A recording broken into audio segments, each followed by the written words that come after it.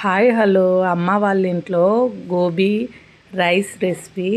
మా తమ్ముని భార్యలు ఇద్దరు, పెద్ద తమ్ముని భార్య, చిన్న తమ్ముని భార్య, తోడికోడళ్ళు ఇద్దరు కలిసి ఈ గోబీ రైస్ రెసిపీ ఎలా చేశారో చూద్దామా. వాళ్ళకు నేను ఇదైతే అంతా క్లీన్ చేసి కట్ చేసి ఇలా అయితే చేసి ఇచ్చేసాను. ఇంకా పిల్లల్ని పట్టుకొని నేనైతే ఉన్నాను. ఇంకా వాళ్ళిద్దరైతే ఈ రెసిపీ చేశారు.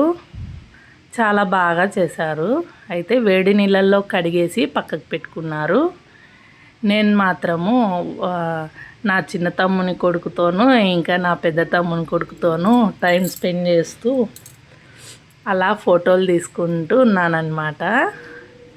ఈ బాబు అయితే మా పెద్ద తమ్ముని కొడుకు, ఫస్ట్ ఉన్న బాబు మా చిన్న తమ్ముని కొడుకు. ఇంకా రెసిపీ లేకొచ్చేస్తే ముందుగా రైస్ అయితే ఏ రైస్ అయినా పర్లేదు ఉడికించుకొని పొడి పొడిగా పక్కకు పెట్టుకోవాలి. ఇంకా అల్లం వెల్లుల్లి పేస్ట్ అయితే తయారు చేసి పక్కకు పెట్టేసుకోవాలి. ఇంకా మనం కడిగి పెట్టుకున్న గోబీని అయితే పక్కకు తీసేసుకొని వాటర్ నుంచి అల్లం వెల్లుల్లి paste, garam masala, corn flour, salt, కారము వేసేసి బాగా కలిపేసుకోవాలి. 1 కేజీ క్యాలీఫ్లవర్కు 1/4 కేజీ మేన కార్న్ ఫ్లోర్ అయితే పడుతుంది. ఇంకా అంతా బాగా కలిపేసుకొని ఆయిల్లో ఫ్రై చేసుకోవాలి. ఇలా గోబీని అయితే రెడీ చేసుకోవాలి. తర్వాత అన్నం వండేసుకొని పక్కకు పెట్టేసుకున్న తర్వాత ఒక పెద్ద కడాయి కానీ వెడల్పాటి సెరవ కానీ పెట్టేసుకొని అందులో 1/3 కప్పు ఆయిల్ వేసుకోవాలి. అంటే 1/4 కప్పు చిన్న కప్పు, నార్మల్గా మిడిల్ సైజ్ ఉండే కప్పు అనమాట.